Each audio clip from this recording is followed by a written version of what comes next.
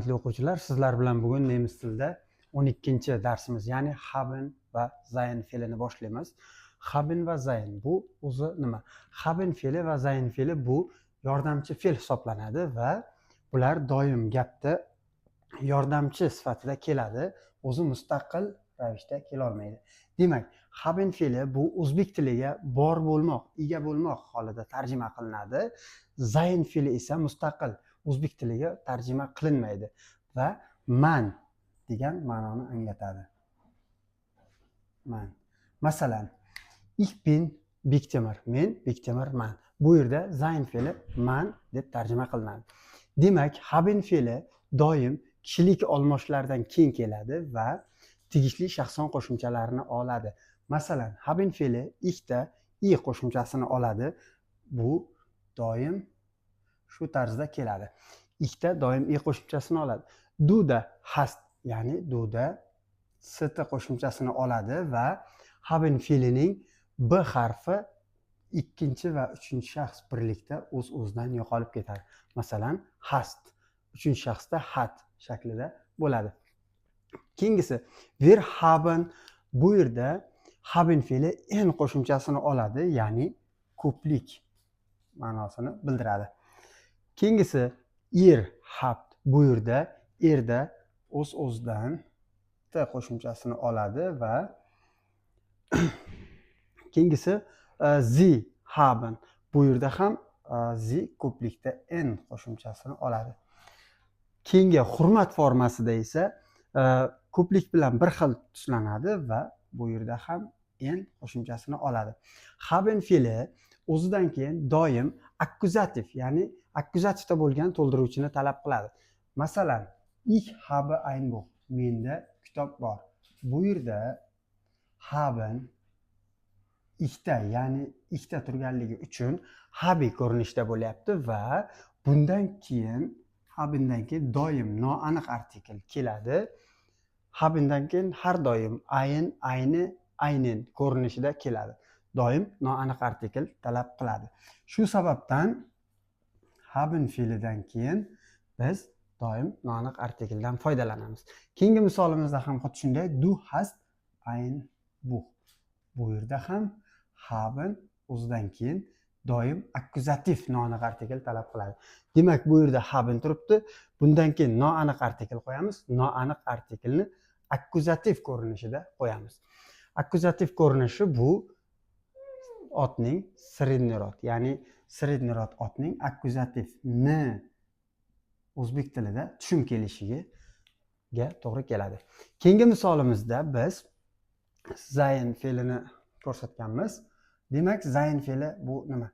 Sein fe'li bu o'zbek tiliga mustaqil tarzda tarjima qilinmaydi dedik. Shu sababdan man tarzda tarjima qilamiz. Masalan, ich bin Bektemir, men Bektemirman. Du bist Ahmad, sen Ahmadsan.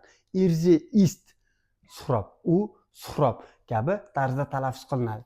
Man, ich bin Bektemir, men Bektemirman. Du bist Ahmad, sen Ahmadsan.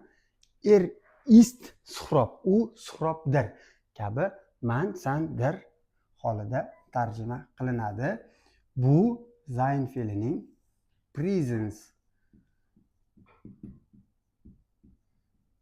present, ya'ni hozirgi zamonda tushlangan holati deyiladi.